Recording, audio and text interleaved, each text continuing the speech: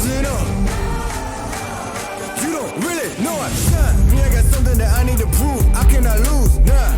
Everything I do that really is news. You look confused, why? You are what you choosing to do. Me, I've been making the moves, paying my dues, getting this done with the fam. Y'all know that I am the dude.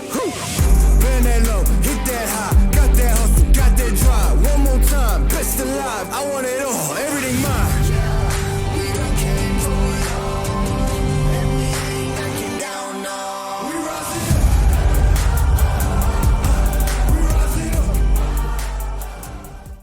All right, y'all, we made it to week 4, so I got to get in here and I got to give y'all some picks, man. Hopefully we can win some money this week.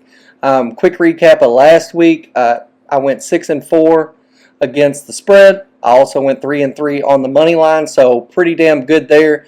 When you're betting things straight and you're not parlaying everything together, you really only need to hit like 55%, which is my goal against the spread, to come out ahead. And on average, you really only need to hit like 30-35%, somewhere in there for the money line bet. So obviously at 3-3 on the money line, that was good. 6-4, 60%. So ahead of the goal so far. What I didn't get to do is I did not get to put out a video for Thursday. Now, Thursday was the easiest $5 small parlay that I've had, and thanks to what some of y'all call Danny Dimes, I just ain't buying that. But thanks to him, Wandale Robinson, and Malik Neighbors, we got it in, man. Easy bet. You consider the target volume that they get, and you're telling me Wandale Robinson and Malik Neighbors just got to get 25 yards each in both halves? Shit. Easy $100 there. So thank you to the New York Giants. It's something I've never said before. Probably won't say it again. So real quick before I get into the picks, I'm going to explain my graphic real quick. And this is just so that you understand my madness, okay? I'm very visual and I'm very OCD. So I like to have these things in a graphic for me at a glance. I can see things easy. So what you're going to see is you're going to see obviously the games on the left. The first column next to the teams is the spread. The team that's circled on the left, that's who I think is going to win against the spread. You're going to see locks all the way down the page because I bet everything. I bet every game straight against the spread. I also, starting this week, I'm starting to dig in and try to understand how to get ahead of Vegas on some of these over-unders. They've been killing me with that. So we're going to see how we do on that. It's not typically something that I have a good feel for. If you see the spread circled, that means that I think that that spread is way off. That also means that I went in and put a separate bet. Obviously, I bet the spread. But I also went in and doubled down on it by putting in an alternate spread. So, for example, if a team was favored by 2.5 and I thought they were way better than that, I went in and changed that 2.5 to 8.5. Obviously giving me a higher rate of return on my bet. So hopefully some of those cash in. There's about 6 or 7 of those. On the far right, you'll see that little smiley face emoji with the tongue hanging out and the money signs for eyeballs. That means that I also bet the money line. I didn't obviously bet everything on the money line, but I have about 7 or 8 dogs. I think it's going to be a big week for dogs.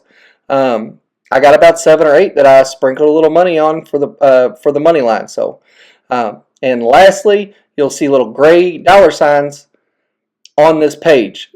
All that tells me is that I doubled down on that bet. So instead of betting just my typical 1 unit, I might have placed 2 or 3 on that particular bet. So don't get me wrong, I parlay a couple things that I feel good about. But yeah, as long as I can hit the 55% against the spread and 30% picking money line underdogs, I'll be fine. So I'm not telling you to follow my bets. I'm not encouraging you to follow my bets at all. I'm not exactly shaking Vegas down, although I'd like to. But anyways, totally on you. I just want to give you another perspective so that you can see where I was coming from. So for each one of these matchups, I'm going to give you 2 key contributing factors that I believe is going to push said team over the edge. So I'm going to keep it simple so we can roll through. There's 15 games that we got to pick. So I can't spend too much time on every single game, okay? I did go through each one of these matchups and kind of dig for like some lower level underlying trend that honestly I just thought was cool. I had already made all my bets. Those did not contribute to my picks whatsoever. I did look into like 100 different things, including third down conversion percentage, sack percentage, yards per play. I looked at a lot of different things to see where these gaps really were. But anyways, let's get into it, man. There ain't nothing better than the West Side. That's and right. I'm like, ooh, we on the map. We get the bag and they run it back. And I'm like, ooh, we on the map. We get the bag and they run it back. And I'm like, ooh, All right, so the first game, the Saints are going to Atlanta, and this is always a complete dog fight. There's really no good way to predict the Saints when they play the Falcons, okay? I'm a lifelong Falcons fan, and I'm telling you, the Falcons notoriously struggle with the Saints at home. I didn't have to look up this little fun fact or this, underlying trend in this series to know that. I'm a Falcons fan. I see it all the time. New Orleans has won 5 out of the last 6 games that they played in Atlanta. That's not really a good trend. Obviously, with Hurricane Helene coming in and just destroying parts of Atlanta, don't really know like quality of rest and shit, but I imagine that that's going to have some sort of impact on this football game. But regardless, I don't know why the Falcons are favored by 2.5. In no way, shape, or form have they looked dominant at any stretch of the season so far. And I believe for the most part, the Falcons have played a much tougher schedule, don't get me wrong. But for the Saints to hold Philadelphia to 15 points, that's incredible to me. It really is. But I think the wrong team's favored here. So obviously, I doubled down on the Saints plus 2.5. And I obviously bet the money line on top of that as well. This game historically is known for going over, so I bet the over on it. But the two real difference makers to me in this game is how good the Saints are at converting third downs. I think that they're going to be able to get Atlanta off the field quicker. I think that the time of possession could swing potentially heavily in New Orleans' favor. The other thing, the historical factor, this just kind of seems to be the Falcons' bugaboo a little bit, man. I don't know what it is specifically, because obviously coaching changes, quarterback changes, the whole, it just, historically speaking, they really struggle against this fucking team when they're playing at home. The Falcons are close. I think that they're scratching the surface of what they could be. They're just not quite there yet. They really haven't gotten into a full rhythm. The next game, the Steelers are going on the road to Indianapolis, and this was one of the most mind-blowing spreads to me out of all of them. How are the Steelers only favored by 1.5 going to Indianapolis? I don't give a damn who the quarterback is for either team. You know who coaches the Steelers, right? You've seen their defense, right? We've all seen Anthony Richardson struggle against mediocre teams. The Colts haven't really played anybody yet. And the Steelers shut down one of the hottest teams, being the Los Angeles Chargers, at the time that they played them. Coming in, the Los Angeles Chargers were one of the hottest teams. They couldn't run the ball at all. That's the first factor to me that jumped straight off the page. Defense. The Colts are not great defensively. They just let Caleb Williams pass for 300 yards. And they barely won that game. Newsflash, the Bears aren't very good. Aside from the defense, which I called a question as well, because the Bears have really only played the AFC South, I'm just not really impressed with the Bears. But you look at the Steelers, and Mike Tomlin is roaming the sidelines over there. Year in and year out, this man somehow finds a way to turn chicken shit into chicken salad. I never seen anything like it. And TJ Watt's going to beat on Anthony Richardson's ass. And I don't give a damn how many drills he ran this week. He ain't going to be no more accurate than he was. And he's going to have a hell of a lot less time. This is the type of game where Anthony Richardson gets fucked up. But the fun fact on this one, Mike Tomlin is 24-6 against rookie quarterbacks. And before you jump in the comments and call me an idiot, I'm well aware that Anthony Richardson is not technically a rookie. But he ain't even played 10 games in the NFL yet. He hasn't even seen 10 different defenses. He very much is a rookie in my eyes. And he still plays like one. The third game, Jacksonville is going on the road to the Texans. The Texans are heavy favorites in this at 6.5. The 6.5 number this year has been really weird. The majority of the teams that have been favored by 6.5 points exactly have lost outright. But that's not really a trend that I care about here. Trevor Lawrence is the most overpaid player in the National Football League except for Deshaun Watson. And y'all know how I feel about him.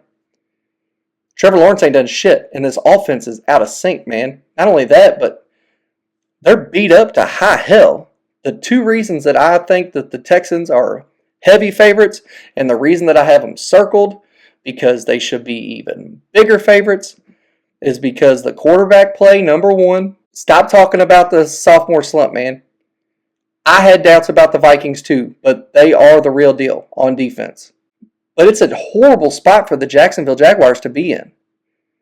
I know the Jaguars just got blown out, so you could argue that they're pissed off and hungry.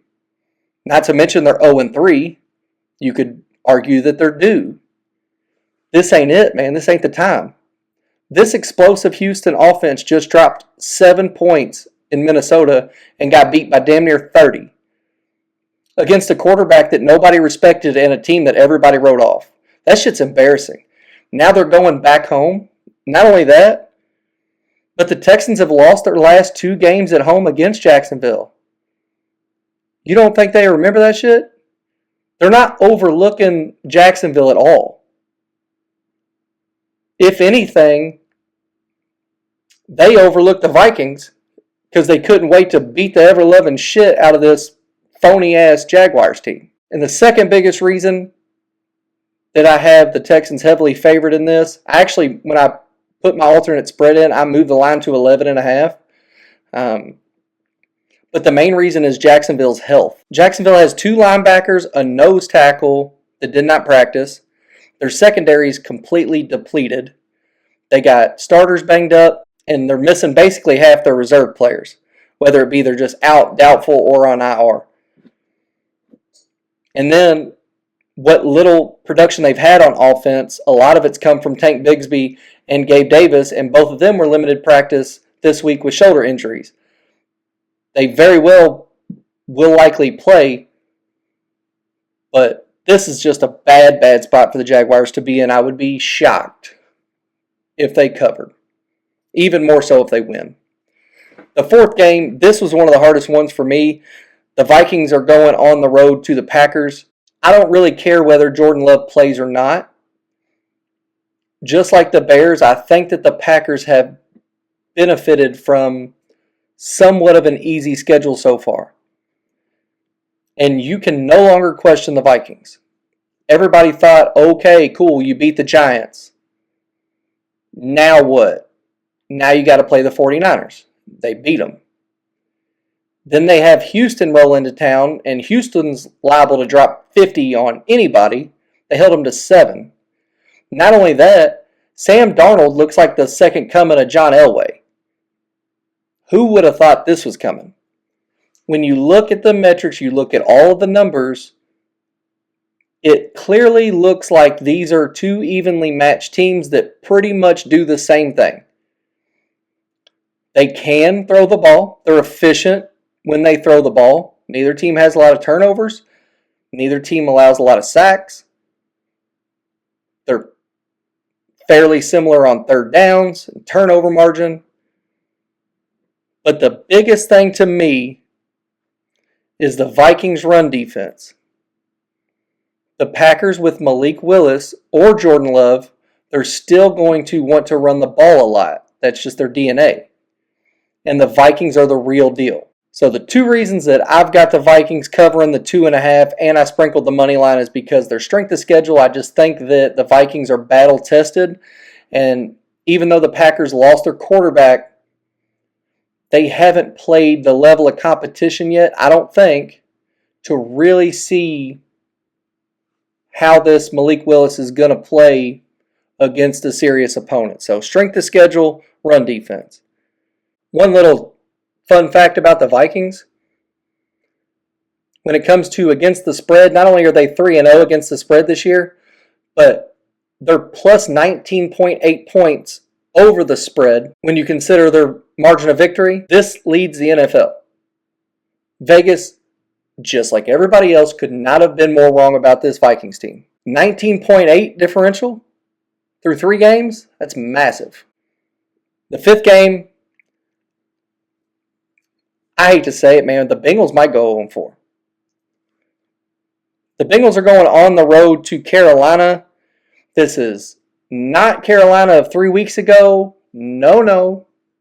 This is Carolina with Andy Dalton, and Andy Dalton looks good. It's amazing what happens when you put a veteran in who actually knows how to play the quarterback position.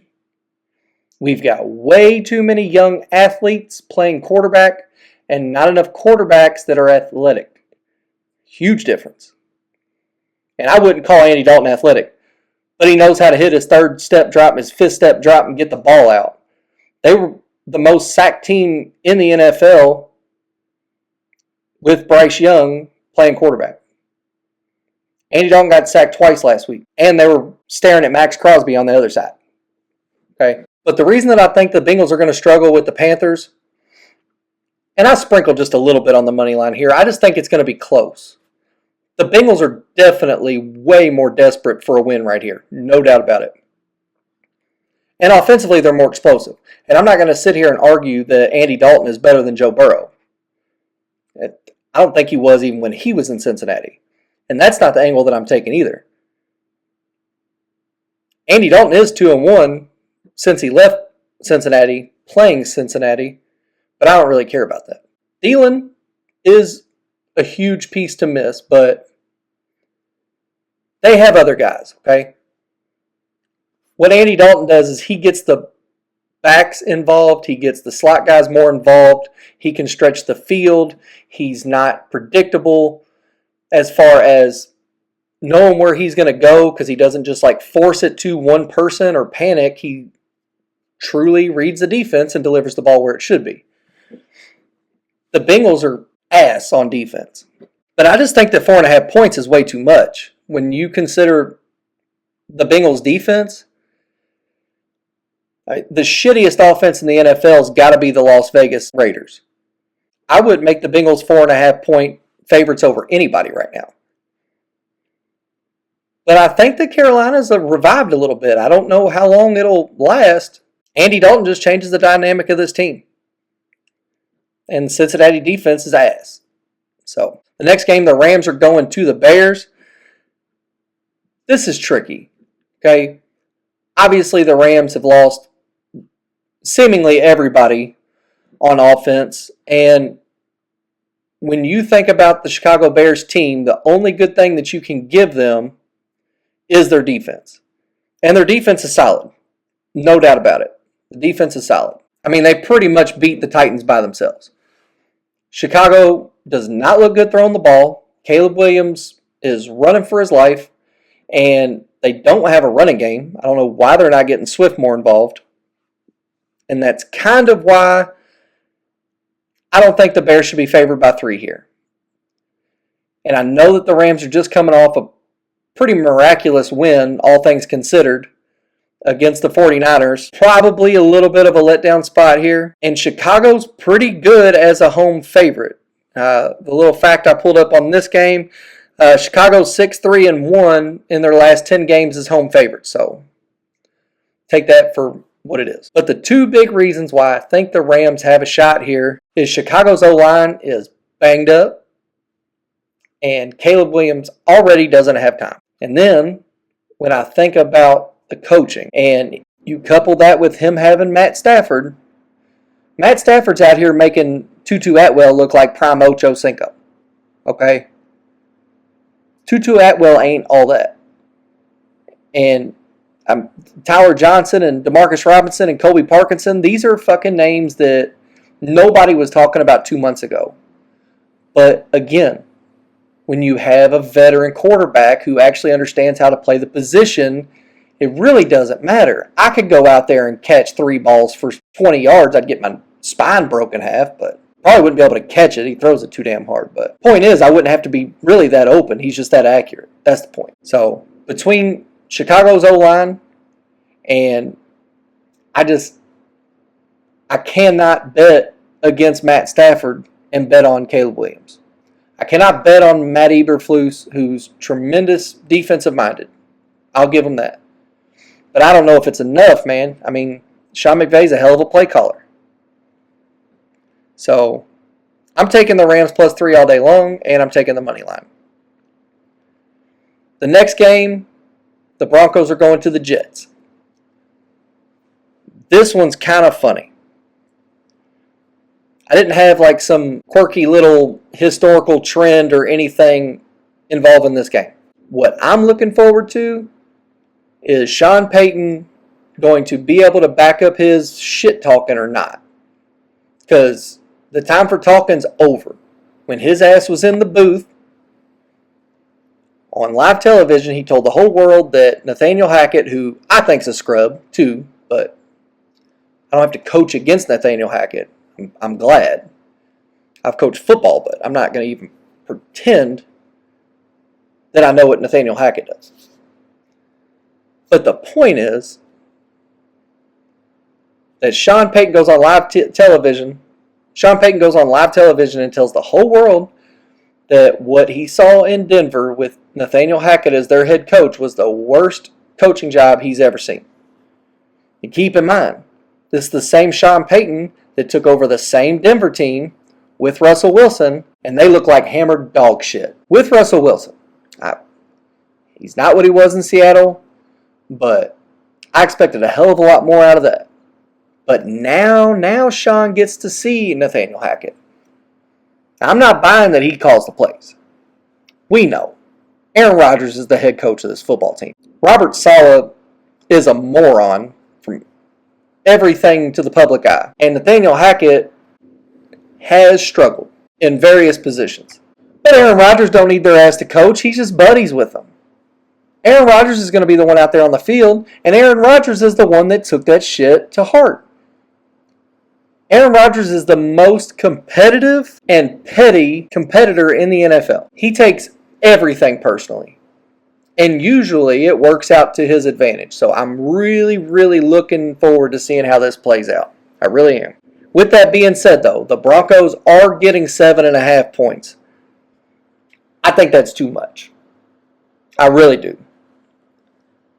If you look at everything, run defense, pass defense, sack percentage, I just think that across the board, all the metrics, everything is telling me that they're just not going to be able to completely manhandle this team.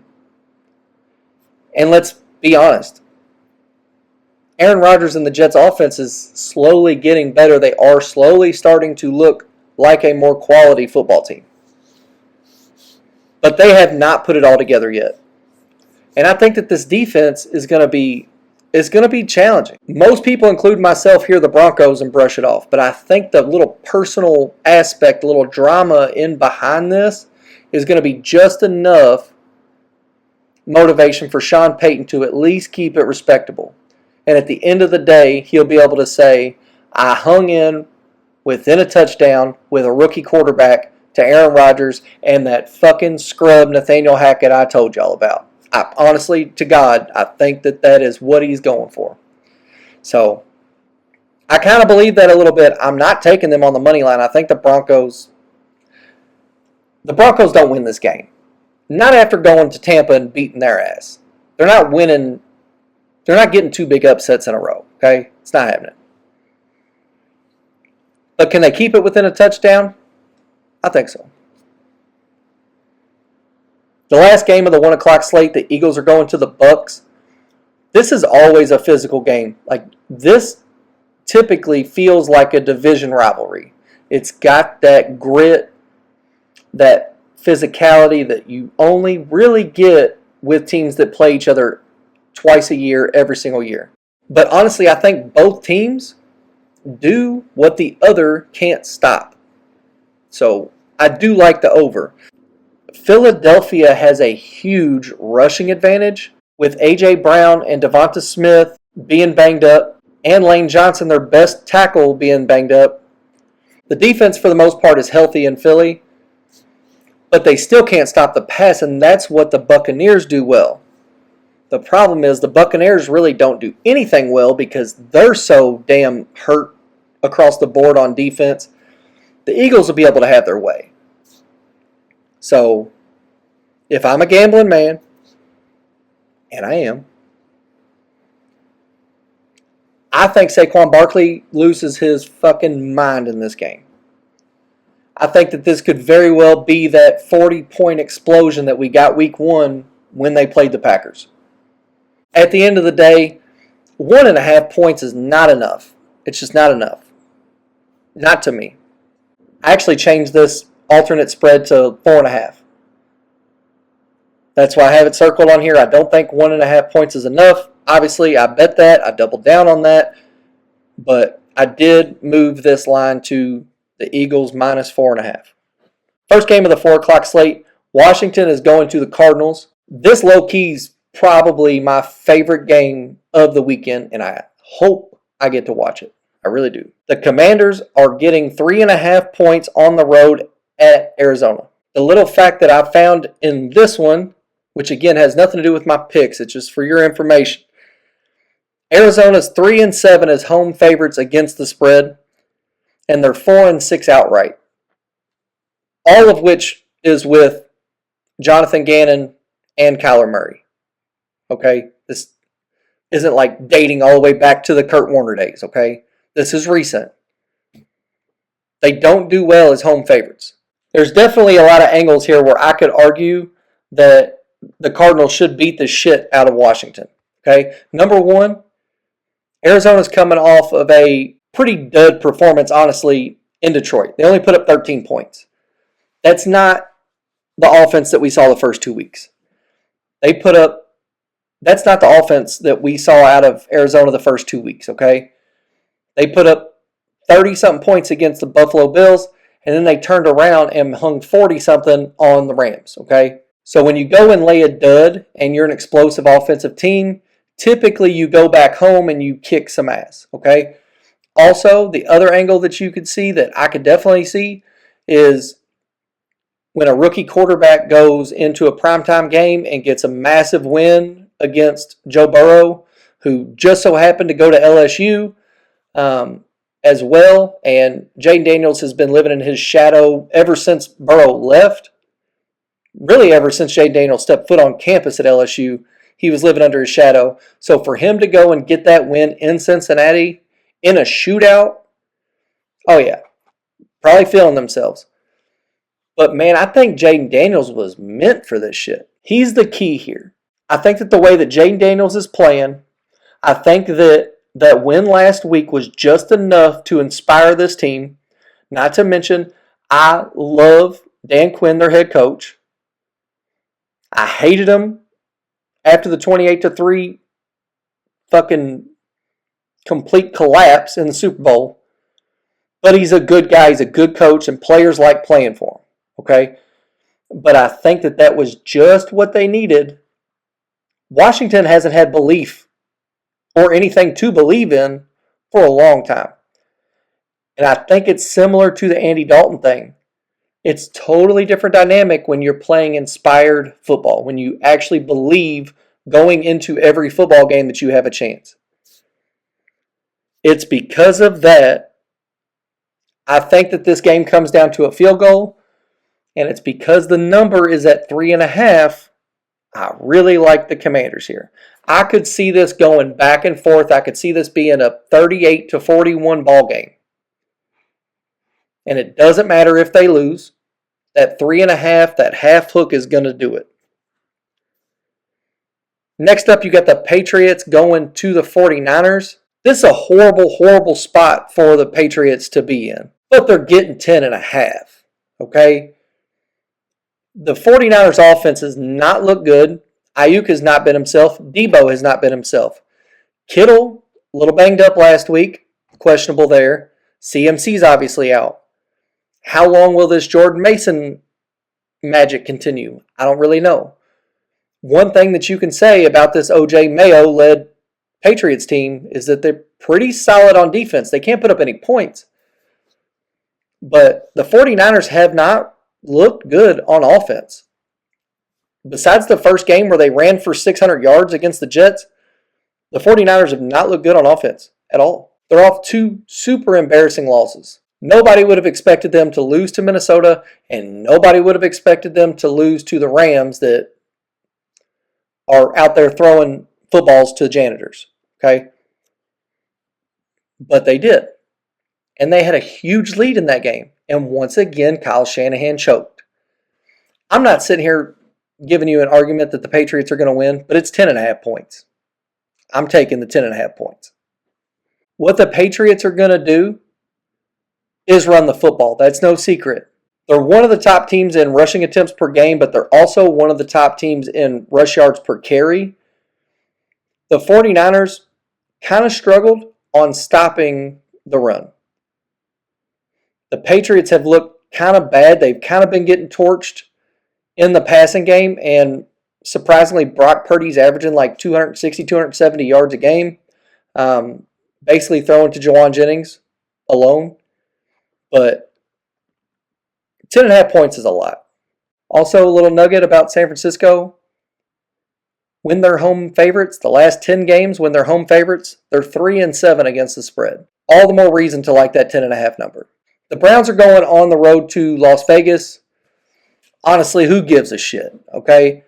Both of these teams have horrible, horrible vibes coming out of the locker room. I don't believe that Antonio Pierce has a full grip on his squad. Actually, I have a little bit of a conspiracy theory there. I said before the season started that I thought Davante Adams would end up wearing a Jets uniform before Thanksgiving. I'm not really sure anything's wrong with him, and he's sitting this game out. This is following an embarrassing Carolina loss where Antonio Pierce went public talking about his team making business decisions, so he's going to have to make business decisions as well. Davante Adams, we all saw it in the Netflix wide receiver show. He is not happy at all with the situation there. Also, we saw that he's best friends with Max Crosby. Max Crosby is a fucking dog. He's literally a Rottweiler with rabies in human skin. Okay? The dude is a freak. And it's his motor that sets him apart. And when you have a guy like that doubtful over what's seemingly a minor injury, leads me to believe that because him and Davante Adams are best friends, they think that they both deserve more, and they do. They should not be plagued by the shit that's going on in Las Vegas right now. I wish them well. I hope they get out, but I think that they're trying to get out. That's just my gut. And as shitty as the Browns have looked, the only team that looks worse than everybody right now is Las Vegas. They cannot run the football. Minshew's pretty much only been able to throw it to Davante Adams and Brock Bowers. Trey Tucker, the little slot guy who also returns punts and kicks, he's done pretty good. He's coming along. He's getting there, but he's not a game changer. And it's mainly because Davante Adams is out there while anybody else has success. Without him, they can focus all their energy on the other guys that aren't nearly as talented as him. Not only that, but Deshaun Watson's the most sacked quarterback in the NFL. Both of his starting tackles have been out or playing with nagging injuries. But they don't have Max Crosby now. At least this week, he's doubtful. He's not ruled out yet. But if he doesn't play, Deshaun Watson's not under near as much pressure as he was going to be. So the Browns are getting 1.5, and the over-under is set for 37, which is extremely low. Everybody knows that this is going to be a shit show, and I think it is. But when in doubt, teams that suck typically try to lean on the running game, and this Vegas team is averaging 50 yards a fucking game. Okay? It doesn't get much worse than that. especially when you try to pretend that you're going to be this smash mouth team. I believed it. I did. I would have sold the house that Zamir White was going to be everything this year. Nothing. Next, the Chiefs are going to the Chargers. The Chiefs are probably going to chief again here. The Chiefs are favored by 7. They haven't looked good. They have not blown anybody out. Every single one of their games has come down to the wire. Really, they've gotten bailed out by 2 questionable calls in a row and Isaiah Likely's big toe. They're that close to being 0-3. They have not looked dominant. They don't have a running game. Pacheco was able to catch balls out of the backfield, which they don't have.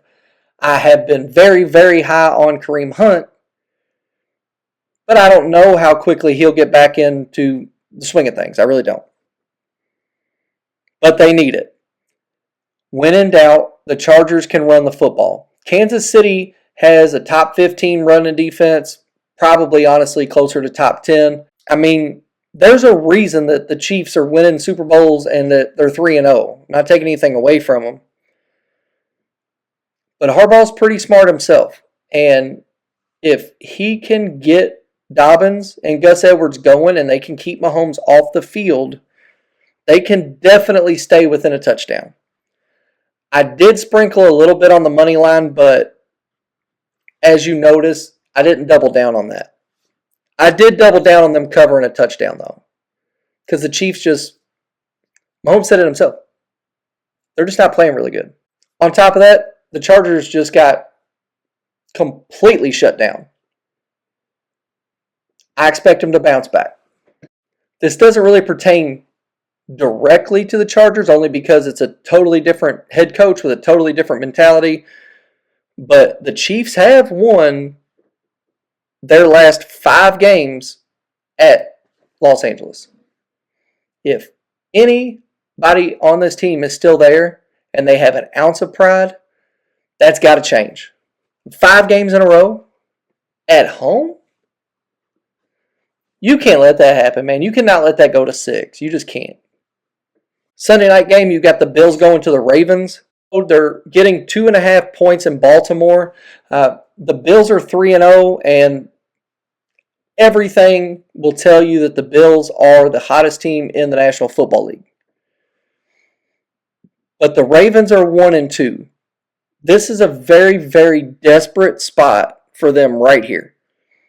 Not only that, but the Bills have not really had any resistance at all. Sure, they got down like 20 points against the Arizona Cardinals in the first game, and Josh Allen completely took that game over and they come back. Since then, they murdered Miami and they murdered Jacksonville. And this was a Miami team that had Tua the majority of the game, but it was, God, awful. The worst that I've ever seen Tua look. Fun little nugget here. Josh Allen is 0-2 against Lamar Jackson in the regular season. I guarantee you that he's looking to change that. And I'm not saying that they're 3-0 and they're feeling like they've won the Super Bowl already. But the Ravens are at home, and it's a desperate spot for them. When it comes to the running game, the Ravens are by far superior. They average the most yards per touch, per attempt, per game. And when it comes to stopping the run, they are way better than Buffalo. The Ravens are also dead last in pass defense, but the Ravens are going to play inspired football and they're going to get it done.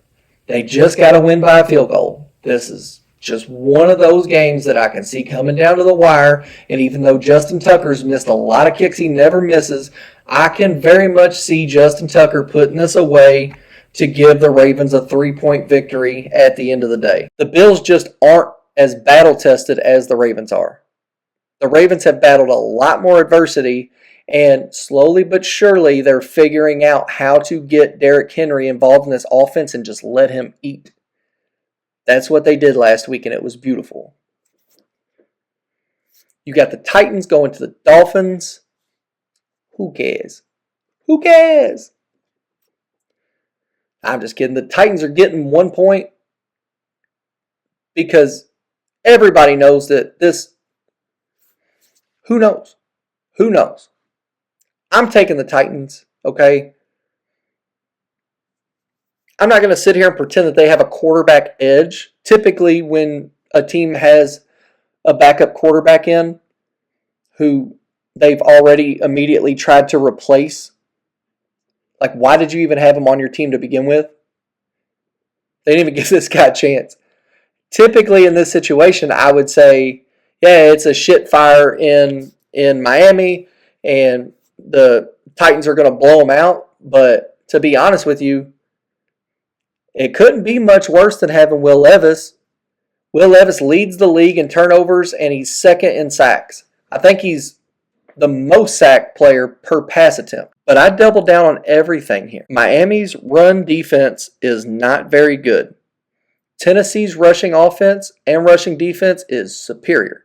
They have a top 5 rush defense. They're pretty solid against the pass as well. The Dolphins have no choice but to try to run the football.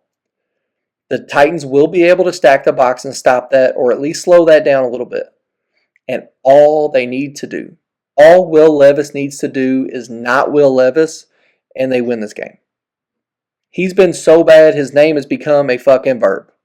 As long as Will Levis can not Will Levis, if he can pretend to give 2 shits about protecting the football, as Coach Chuck Pagano says, the ball's the program.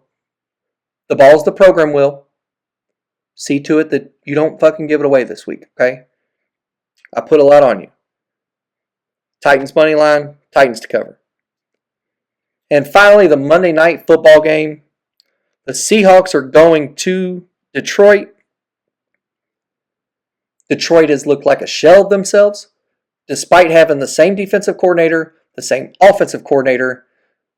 I thought that the stability in the coaching staff and the personnel alone would be enough to they should be dominant. And they haven't had a particularly difficult schedule yet. They played the Buccaneers, who do not have a pass defense.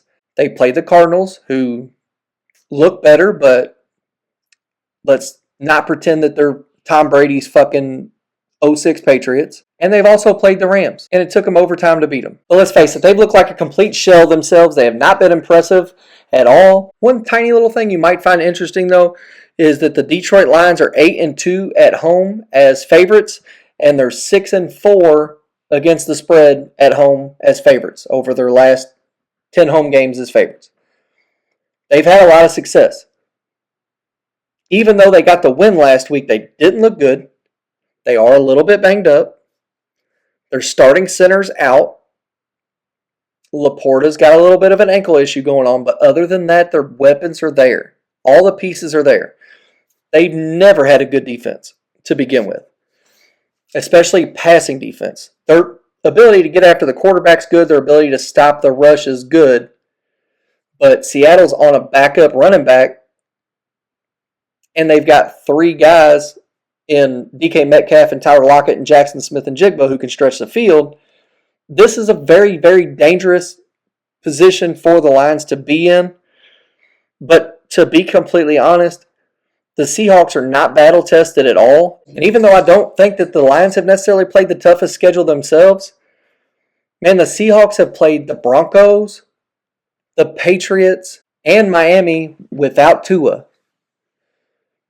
This is a 3-0 Seattle team that has not seen competition at all. It took them overtime to beat New England. They looked decent against Denver, but that was Bo Nix's first start. And a Miami team without Tua that's not nearly as explosive. Detroit is not a wagon quite yet, but they're like a landmine, okay? And I really think that it's just somebody's going to push the right button and they're just going to explode.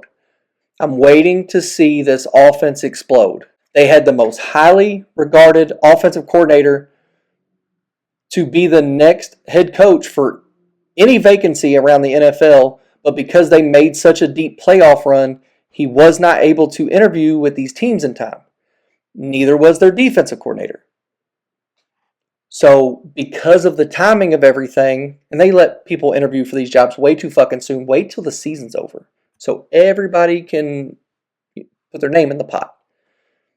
Anyways, I think they're going to remind everybody this week.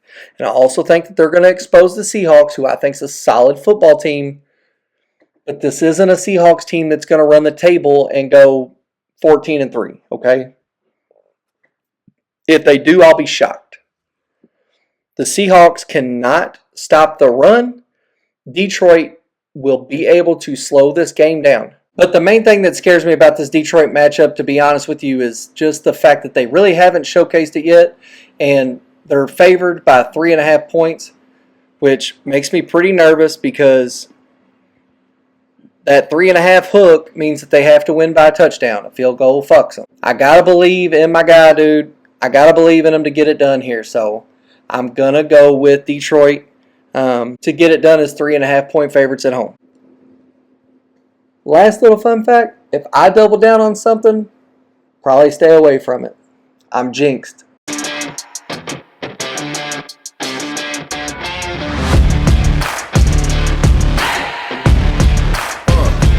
How you play the game with the people that writing the rules? Ain't the fame that I'm after when paying the dues. I've been through the pain that's reflected in the attitude. Might be winning now, but the thing is that I had to lose. So go and tell me what you really want to do. And lonely at the top, cause there ain't a lot of room. Ain't no other option, that's all I ever knew. So I'ma get it poppin', you know how I'ma do. I've been down through the blood and the sweat. Guarantee you can know I'm a threat. I've been down through the blood and the sweat, and I ain't close to being done yet, I'm going all in.